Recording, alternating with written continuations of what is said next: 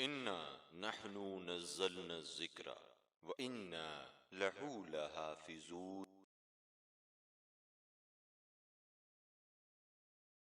بسم اللہ الرحمن الرحیم۔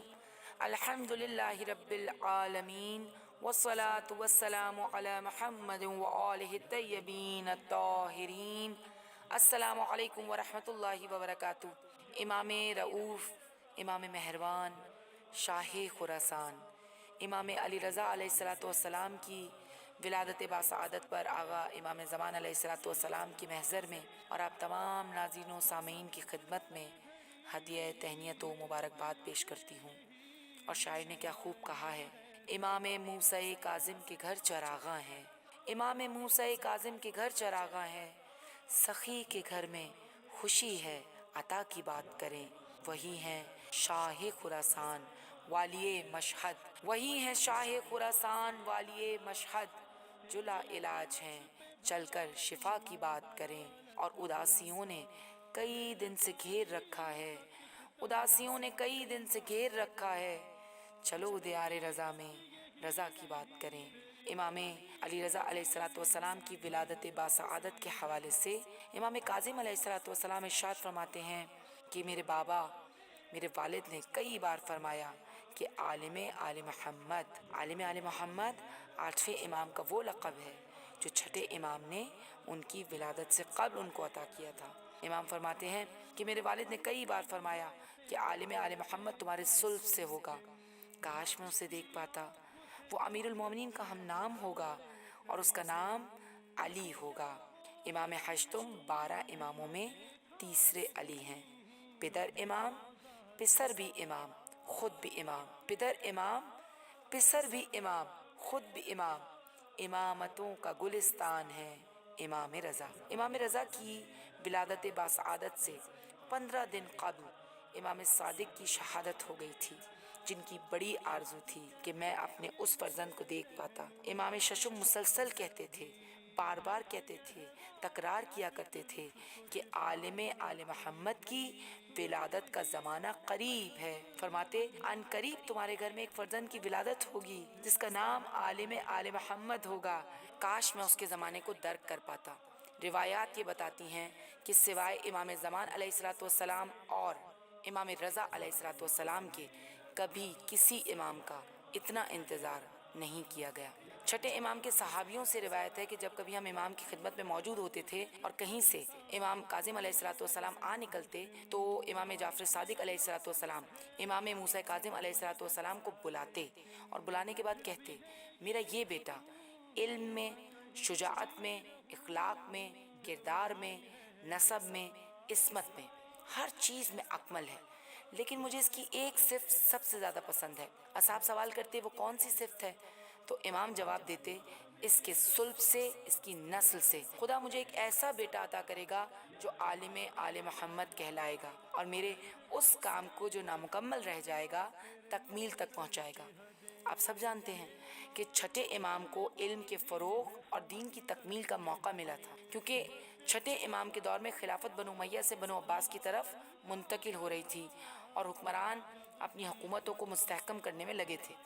بالکل اسی طرح ہارون کے انتقال کے بعد آدھی خلافت امین کے ہاتھ آئی تھی اور آدھی خلافت مامون کے ہاتھ آئی تھی۔ دونوں بھائی آپس میں ٹکرانے میں مصروف تھے اور دونوں میں سے کسی نے 8ویں امام سے ٹکرانا مناسب نہیں سمجھا، چنانچہ 8ویں امام نے چاروں طرف علوم کو نشر کیا، تبلیغ کی، یہاں تک کہ 4 کتابیں بھی 8ویں امام کی تحریر شدہ ہمیں نظر آتی ہیں، صحیفۃ الرضا، مسند الرضا، حدیث الرضا، طب رضا۔ یہ 4 کتابیں امام نے خود اپنے ہاتھوں سے تحریر کی تھی۔ 8ویں امام کا دور علم کے اعتبار سے بہترین دور کہلاتا ہے۔ امام کی والدہ کے نام کے سلسلے میں 3 یا 4 نام کتابوں میں ملتے ہیں۔ شیخ عباس قمی نے سب سے بہتر نام تکتم کو قرار دیا۔ تکتم نام تھا، کنیت ام البنین تھی، لقب نجمہ تھا، اور امام رضا کی ولادت کے بعد ہی ان کی مادر گرامی کو نجمہ کے لقب سے یاد کیا جانے لگا تھا۔ اس کے علاوہ روایات میں عروہ اور خضران کا نام بھی ملتا ہے۔ امام کی زوجہ کا نام سبیکہ خاتون اور امام کی بہن بی بی فاطمہ معصومہ کم کہ جن کی ولادت کچھ روز قبل ہم نے منائی تھی۔ ولادت کے حوالے سے 11 ذی القعدہ 148 ہجری کی تاریخ زیادہ معروف ہے۔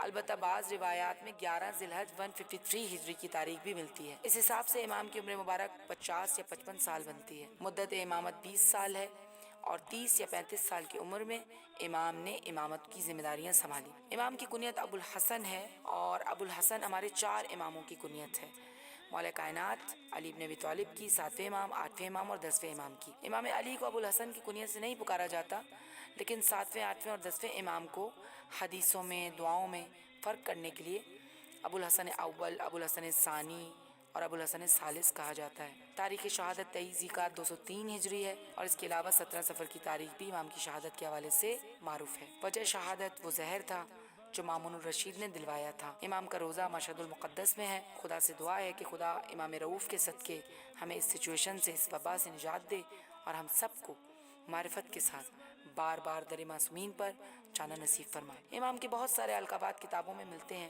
جن میں کچھ معروف ہیں، کچھ غیر معروف ہیں۔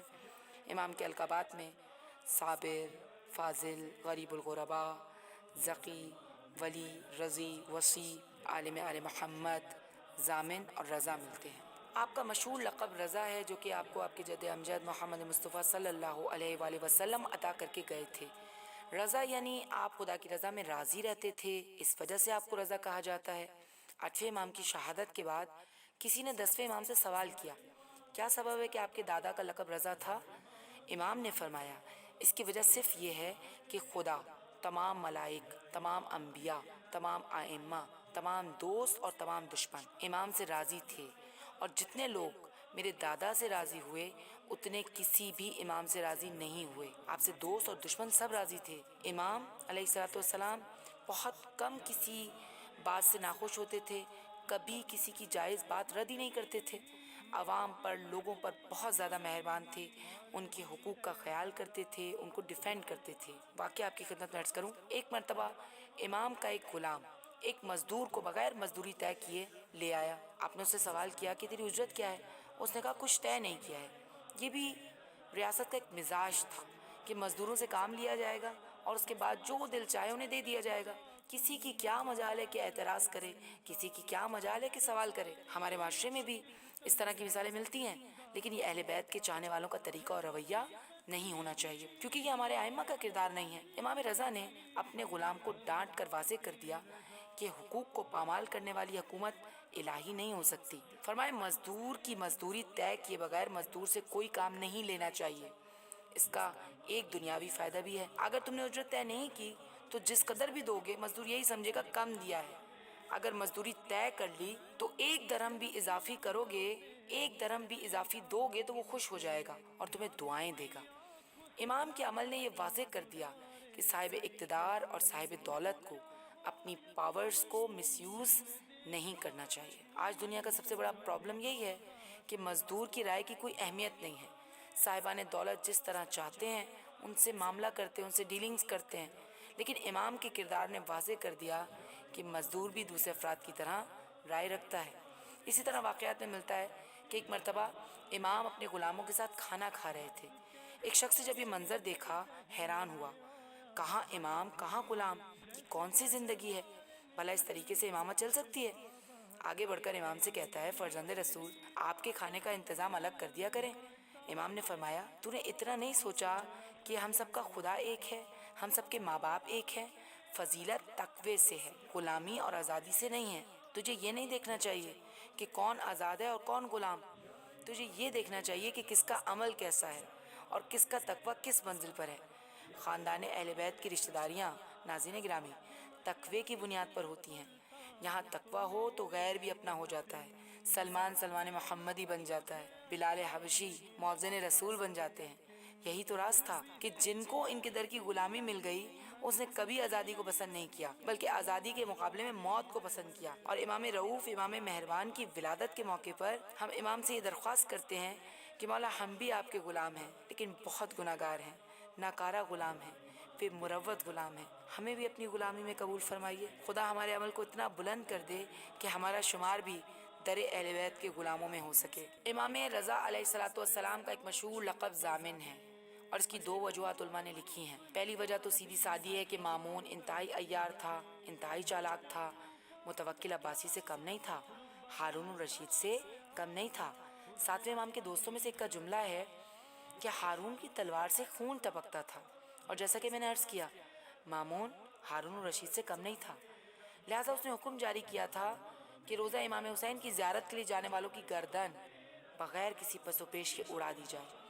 چنانچہ صرف اس وجہ سے بے شمار مومنین شہید کیے گئے کہ وہ امام مظلوم کے روزے پر سلام کرنے گئے تھے۔ لیکن 8ویں امام کے ولی عہد بننے کے بعد مامون نے کھلم کھلا حکم جاری کر دیا کہ امام کے ماننے والوں کو قتل نہیں کیا جائے گا۔ یہ حکم بھی سیاسی تھا۔ اس نے حکم جاری کیا جس کی امام ضمانت دیں گے اس کو امان ہے۔ چونکہ امام رضا ہر ایک کی ضمانت دیا کرتے تھے اس لیے لقب ضامن پڑ گیا۔ اور بقول شاعر، شب خون اجل مار ہی سکتی نہیں مجھ پر، شب خون اجل مار ہی سکتی نہیں مجھ پر، مشہد میں میرا مولا رضا جاگ رہا ہے۔ سوچئے ناظرین، وہ زمانہ کتنا سخت تھا کہ اہل بیت کا نام اپنی زبانوں پر لانا جرم تھا، گردنیں اڑا دی جاتی تھیں۔ لیکن جب امام کا نام سکوں پر آ گیا تو اب مومنین کو موقع مل گیا۔ اب ہم سکہ لے کر جائیں گے، کون روکے گا، کون اعتراض کرے گا؟ یہ امام ضامن باندھنے کا رواج بھی امام ضامن کی وجہ سے شروع ہوا۔ ہم جب مشہد جاتے ہیں زیارت کے لیے تو امام کے نام کے سکے تبرکاً لے کر آتے ہیں، اپنے فرینڈز کو، فیملی کو، ریلیٹیوز کو ہدیہ کرتے ہیں۔ روایات کثرت سے موجود ہیں کہ اگر کوئی شخص چاہتا ہے کہ وہ بحری سفر، فضائی سفر یا بری سفر اختیار کرے تو اہل بیت میں سے کسی کا نام اپنے ساتھ رکھے۔ رسول نے وعدہ کیا ہے، رسول اکرم زمان صادق نے وعدہ کیا ہے۔ آج کل کتنے حادثات ہو رہے ہیں، لیکن ہمارے پاس حدیث ہے، میں وعدہ کرتا ہوں کہ آپ کو نہ بری سفر نقصان پہنچائے گا نہ خشکی کے سفر میں نقصان پہنچے گا۔ اب سوال یہ پیدا ہوتا ہے کہ مامون نے امام کو ولی عہد کیوں بنایا؟ مامون کی زندگی کے 15 سال جو امام رضا کی ولی عہدی کے بعد گزرے، ان میں اس کی ریاکارانہ طرز زندگی کی بہت سی مثالیں موجود ہیں، جن میں سے یحییٰ بن اقسم جیسے بدکار اور عیاش شخص کو قاضی مقرر کرنا، اور اپنے گانے بجانے والے چچا ابراہیم بن مہدی کی ہم نشینی اختیار کرنا، اور کیپٹل میں عیش و عشرت اور بے حرمتی کا بازار گرم کرنا شامل ہے۔ اس ظالم اور ریاکار کو کیا ضرورت پڑی تھی کہ امام کو اپنا ولی عہد بناتا؟ ناظرین، مامون اجمی کنیز کا بیٹا تھا، قدر ہوشیار تھا، علم دوست تھا، باہنر تھا، لیکن اجمی ماں کا بیٹا ہونے کی وجہ سے عرب اسے ولی عہد ماننے کو تیار نہیں تھے۔ امین عرب عورت سے تھا، عیاش، اوباش، بدکماش تھا، لیکن ماں کی طرف سے بھی عباسی تھا، باپ کی طرف سے بھی عباسی تھا۔ مامون امین کو جانشین نہیں بنانا چاہتا تھا، لوگوں کے، قبائل کے مجبور کرنے پر اس کو سلطنت کو 2 حصوں میں تقسیم کرنا پڑا۔ اس وقت ناظرین گرامی، مسلمانوں کی 2 بڑی طاقتیں تھیں، عربوں کی طاقت اور آل محمد کی طاقت۔ تمام عرب امین کے قتل کے بعد اس سے ناراض ہو گئے تھے، بنو امیہ تو پہلے ہی ناراض تھے، اور 7ویں امام کی شہادت کے بعد عوام کے جذبات مجروح تھے، لہذا مامون امام کو جانشینی دے کر اپنی حکومت کو مضبوط کرنا چاہتا تھا، اہل بیت کے ماننے والوں کی ہمدردیاں حاصل کرنا چاہتا تھا جن کی بڑی تعداد ایران میں آباد تھی۔ وہ یہ تاثر دینا چاہتا تھا کہ حکومت اہل بیت کی دشمن نہیں ہے اور 7ویں امام کی شہادت میں حکومت کا کوئی ہاتھ نہیں ہے۔ مامون سادات کی طاقت کو اپنے ساتھ کرنا چاہتا تھا۔ 8ویں امام کی ولی عہدی کے بعد سادات ٹھنڈے پڑ گئے، بنو عباس ڈر گئے، شکایت لے کر مامون کے پاس آئے، مامون سے معافی مانگی، اس کا کام نکل گیا۔ مامون نے صرف 2 سال امام کو ولی عہدی دے کر سادات کو خاموش کروا کر بنو عباس کو اپنے ساتھ ملایا۔ یہ مامون کی پولیٹیکل موو تھی، اس کی پولیٹکس تھی۔ مامون ولی عہدی کے ذریعے مانوی مقام، آبرومندانہ حیثیت حاصل کرنا چاہتا تھا، اور اس نے ایک ایسی شخصیت کو ولی عہدی کے لیے سلیکٹ کیا جو کہ فرزند رسول تھے۔ مامون کی یہ چال اس قدر پیچیدہ، دشوار اور گہری تھی کہ سوائے اس کے کوئی دوسرا شخص اس کو عملی جامہ پہنانے کے بارے میں سوچ بھی نہیں سکتا تھا اور اچھی طرح کامیاب بھی نہیں ہو سکتا تھا۔ یہی وجہ ہے کہ مامون کے دوست، اس کے قریبی رشتہ دار اس کے اغراض و مقاصد سے غافل تھے، یہاں تک کہ فضل بن سہل جو اس کا وزیر، کمانڈر، خلیفہ کے دربار کا مقرب ترین آدمی تھا، اس چال کی حقیقت سے لا علم تھا۔ مامون کو ڈر تھا کہ کہیں اس کی اس چال کی راہ میں کوئی رکاوٹ نہ آ جائے۔ سچی بات تو یہ ہے کہ مامون کی سیاست بے مثل، پختہ اور گہرائی سے بھرپور تھی، لیکن اس میدان سیاست میں اس کے مد مقابل امام علی رضا علیہ السلام جیسی شخصیت تھی، اور امام نے مامون کی شیطانی پختہ ہمہ گیر تدبیر کو بے اثر کر دیا۔ مامون اس مقصد کے حصول کے لیے کافی محنت اور سرمایہ خرچ کرنے کے باوجود بھی کوئی فائدہ نہیں اٹھا سکا، اور آخر کار اس نے امام کے خلاف وہی طریقہ استعمال کیا جو اس کے تمام آباء و اجداد کرتے رہے تھے۔ ناظرین گرامی، یہ آل محمد کی تاریخ حیات کا عجیب و غریب سانحہ ہے کہ ہر امام کو پہلے والے امام کے مقابلے میں تقریباً مختلف بلکہ متضاد حالات کا سامنا کرنا پڑا ہے، اور اس کا سب سے بڑا راز بھی یہی تھا کہ حکومت ایک ٹرک یوز کرتی تھی، ایک ٹرک یوز کرنے کے بعد جب ناکام ہو جاتی تھی تو وہ ٹرک تبدیل کرتی تھی، اور بعد والے امام کو بالکل نئے قسم کے حالات کا سامنا کرنا پڑتا تھا۔ مثلاً معاویہ بن ابی سفیان نے مولا کائنات علی بن ابی طالب سے صفین کے میدان میں انتہائی خونریز قسم کی جنگ کی، اور آپ کی شہادت کے بعد امام حسن سے صلح کرنے پر آمادہ ہو گیا۔ معاویہ نے امام حسن سے صلح کی اور یزید امام حسین سے جنگ کرنے پر آمادہ ہو گیا۔ یزید نے امام حسین سے بیعت کا مطالبہ کیا۔ کربلا کا عظیم سانحہ پیش آیا اور قیدیوں کے درمیان رہنے والے توق سلاسل میں جکڑے ہوئے امام زین العابدین سے بیعت کا مطالبہ نہیں کیا۔ امام زین العابدین کی زندگی خاموشی، گوشہ نشینی، دعا اور عبادت میں گزر گئی۔ امام باقر اور امام صادق علیہم الصلوۃ والسلام کو میدان میں آ کر کھل کر کام کرنا پڑا۔ امام صادق نے اتنا کھل کر کام کیا کہ سارا مذہب جعفری ہو گیا۔ امام کاظم 14 سال قید خانے میں رہے۔ امام کی شہادت قید خانے میں ہوئی، اور بعد شہادت امام کا جسم مبارک زنجیروں میں جکڑا ہوا تھا، اور امام علی رضا کو ولی عہد بنا دیا گیا۔ امام رضا ولی عہد مملکت رہے، اور امام تقی کو کوئی عہدہ نہیں ملا، انہیں دارالحکومت سے مدینے جانا پڑا، اور امام محمد تقی سرکاری داماد بنے، جبکہ امام علی نقی قید خانوں میں رہے۔ اس سے یہ واضح ہوتا ہے کہ حکومت وقت کو مسلسل اپنی شکست کا احساس تھا، اور اس کے نتیجے میں حاکم وقت فوراً اپنی روش کو، اپنی ٹرک کو تبدیل کرتا تھا، اور آل محمد کو ایک نئی پولیٹیکل موو کا سامنا کرنا پڑتا تھا۔ جیسا کہ میں نے آپ کی خدمت میں عرض کیا کہ امام کو ولی عہد بنانا ایک پولیٹیکل موو تھی، اور امام نے ولی عہدی کو صرف اس کنڈیشن پر قبول کیا تھا کہ آپ حکومت سے متعلق کسی کام میں انٹرفیئر نہیں کریں گے۔ محمد بن خلاد امام رضا سے نقل کرتا ہے کہ ایک مرتبہ جب مامون نے امام سے کہا کہ اگر ممکن ہو تو جن علاقوں کے اندرونی حالات ٹھیک نہیں ہیں وہاں کے لوگوں کے لیے آپ کچھ لکھ دیجئے کیونکہ وہ آپ کی بات مانتے ہیں۔ امام نے انکار کیا اور اپنے گزشتہ قول و قرار کی یاد دہانی کروائی، یعنی میں کسی بھی کام میں بالکل مداخلت نہیں کروں گا۔ البتہ جس سال امام کی ولی عہدی کا واقعہ پیش آیا، شہر مدینہ اور شاید بیشتر اسلامی علاقوں میں نماز جمعہ کے خطبوں میں اہل بیت کی فضیلت بیان کی گئی، ورنہ اہل بیت کو 70 سالوں تک ممبروں سے نعوذ باللہ صد نعوذ باللہ برا بلا کہا گیا تھا، اور بعد میں بھی کافی عرصے تک کسی میں جرت نہیں تھی کہ اہل بیت کے فضائل کو بیان کرتا، لیکن اہل بیت کا اب ہر جگہ عزت و احترام سے نام لیا جانے لگا تھا، اور اس واقعے سے محبین کو روحانی قلبی طاقت حاصل ہوئی۔ دبل خزائی امام کا محب شاعر، جس نے کبھی کسی خلیفہ، وزیر یا امیر کو پسند نہیں کیا، کبھی بھی ان کے دربار میں حاضر نہیں ہوا، خلافت کے طرفداروں میں کوئی بھی ان کی تیز زبان سے محفوظ نہیں رہا، اس وجہ سے حکومت ان کے پیچھے لگی رہتی تھی، اور کہا جاتا ہے کہ اپنی سولی اپنے ہاتھوں میں لیے پھرتے تھے۔ کئی سالوں خانہ بدوشی کی زندگی انہوں نے بسر کی، لیکن اب وہ اپنے محبوب امام کی خدمت میں حاضر ہوئے۔ انہوں نے امام رضا کی خدمت میں اپنے سب سے مشہور دل نشین قصیدے کو بیان کیا۔ مختصر مدت میں یہ اشعار اسلامی دنیا میں اس طرح سے پھیلے، اس طرح سے مقبول ہوئے کہ جب دبل امام کی خدمت میں حاضری دے کر جا رہے تھے تو ان اشعار کو ڈاکوؤں کے سردار کی زبانی سنا۔ مامون امام کی شہرت سے، امام کی مقبولیت سے حسد کرتا تھا۔ مامون الرشید، جیسا کہ میں نے آپ کی خدمت میں عرض کیا، کہ انتہائی چالاک، عیار اور مکار شخص تھا، اور وہ یہ چاہتا تھا کہ امام کو لوگوں کے سامنے رسوا کرے، اور رسوائی کے ساتھ ساتھ وہ یہ بھی چاہتا تھا کہ وہ اپنے نمبرز بڑھا لے۔ لہٰذا بہت ہی خاص اور بہت ہی دلچسپ واقعہ عید کی نماز کا ہے کہ جب مامون نے امام کو عید کی نماز کی امامت کی دعوت دیتے ہوئے کہا کہ نماز پڑھوائیے تاکہ لوگ آپ کی قدر و منزلت جانیں اور ان کے دلوں کو سکون پہنچے، امام انکار کرتے رہے، وہ اصرار کرتا رہا، یہاں تک کہ جب مامون نے بہت زیادہ اصرار کیا تو امام نے اس شرط پر قبول کیا کہ آپ یہ نماز پیغمبر اکرم اور علی ابن ابی طالب کے طریقے سے ادا کریں گے۔ اور آپ جانتے ہیں اس زمانے میں شہر طوس جو مشہد کہلاتا ہے، شہر طوس کے لوگ عبادت گزار نہیں تھے، دیندار نہیں تھے، بلکہ وہ لوگ دنیا دار تھے، اور مامون یہ بات اچھی طرح جانتا تھا کہ اگر میں امامت کروانے جاؤں گا تو لوگوں کی تعداد بہت کم ہوگی اور میری رسوائی ہوگی، لہٰذا اس نے سوچا کہ اس رسوائی کا سامنا کرنے کے لیے امام رضا کو بھیج دیتا ہوں۔ اس نے امام کو دعوت امامت دی، اور امام کس طرح سے نماز عید کے لیے روانہ ہوئے کہ امام نے اپنے پاؤں سے نالین اتارے، ہاتھوں میں عصا لیا، سر سے عمامہ اتارا، امام گھر سے باہر نکلے اور فرمایا اللہ اکبر کبیرہ، اللہ اکبر کبیرہ، اس جملے کی تکرار کرتے رہے، اور تاریخ لکھتی ہے کہ شہر طوس میں کبھی کسی نے ایسا منظر نہیں دیکھا تھا۔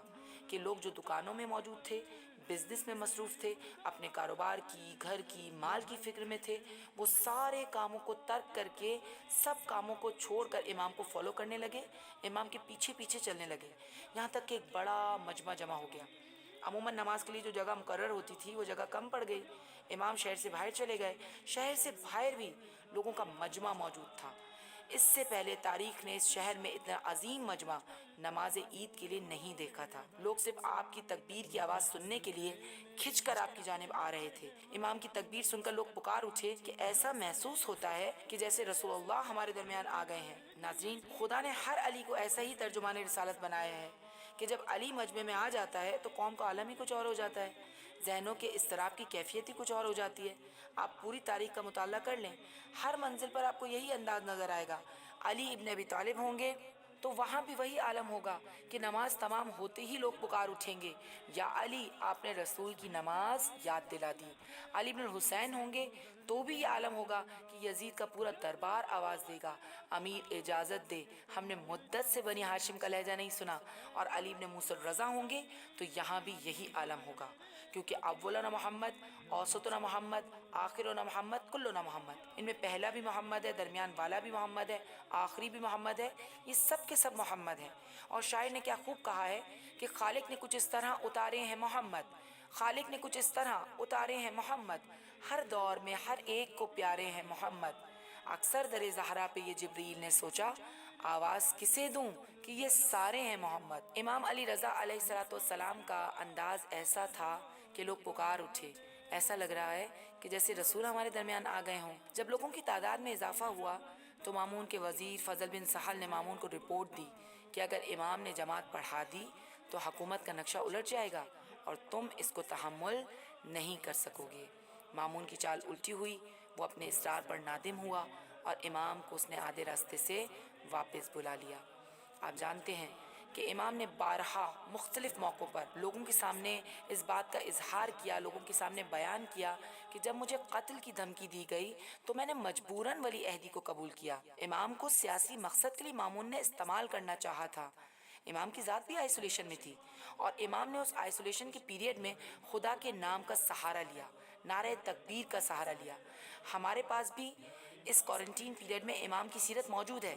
یاد رکھیے، مومن کا ہتھیار اللہ اکبر ہے، مومن کا اسلحہ یا رسول اللہ ہے، اور ایمان کا خزانہ نعرہ حیدری ہے۔ ناظرین گرامی، مختصر وقت میں امام کی سیرت و کردار کو، ان کے فضائل و مناقب کو بیان نہیں کیا جا سکتا۔ امام کے فضائل و مناقب اتنے ہیں کہ نہ ان کو احاطہ بیان میں لایا جا سکتا ہے، نہ ہی شمار کیا جا سکتا ہے۔ حقیقت یہ ہے کہ آپ کے فضائل کا بیان کرنا آسمان کے ستاروں کو گننے جیسا ہے۔ ابو نواس نے امام کی فضیلت میں بڑے خوبصورت جملے کہے جب ہارون نے اپنے دربار میں اسے سوال کیا کہ تو سارے لوگوں میں فی البدی شعر کہنے میں یگانہ روزگار ہے، تو جوہر کلام کو اس طرح پرو دیتا ہے کہ چننے والوں کے ہاتھوں میں موتی ہو جاتے ہیں، تو نے امام موسیٰ کاظم کے بیٹے کے فضائل بیان کرنا کیوں چھوڑ دیے، ان کے فضائل و کمالات کو کیوں بیان نہیں کرتا؟ تو اس نے بڑا خوبصورت جواب دیا، میں ایسے امام کے فضائل بیان کرنے کی طاقت نہیں رکھتا کہ سید الملائکہ جبریل جس کے باپ کا خادم ہو۔ ہم تبرکاً اس بزرگوار کے چند فضائل پر اکتفا کرتے ہیں جو کہ آپ کے فضائل کے مقابلے میں قطرے کے برابر ہیں بنسبت کئی دریاؤں۔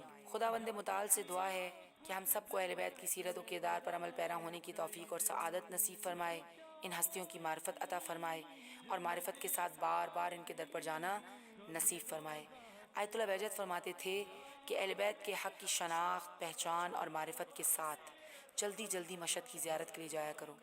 کبھی کبھی ایسا ہوتا ہے کہ ایک بار مشہد جانے کی وجہ سے بڑی سے بڑی مشکل اور بڑی پریشانی کو ہمارے راستوں سے ہٹا دیا جاتا ہے۔ فرماتے تھے جب بھی حرم زیارت کے لیے جاؤ تو امام رضا کے اسم مبارک کے برابر یعنی 1001 مرتبہ کہو یا رؤوف یا رحیم، زیارت کرو، نماز پڑھو، توسل کرو۔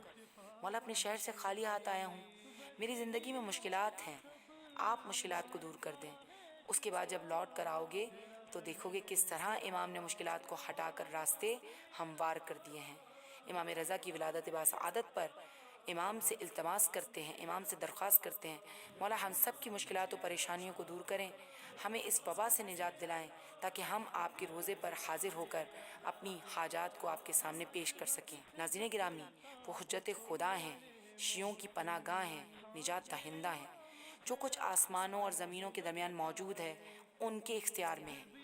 ہم خود کو ان کی امامت کے بحر بے کرام میں ایک قطرہ، ایک ذرہ فرض کر لیں تاکہ ان کی اپنے آپ سے محبت درک کر سکیں۔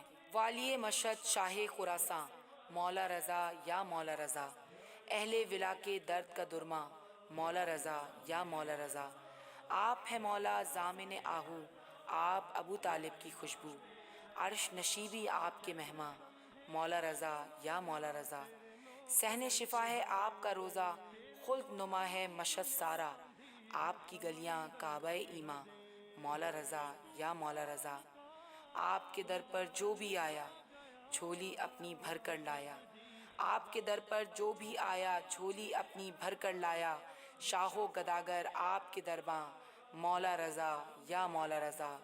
والسلام علیکم ورحمۃ اللہ وبرکاتہ۔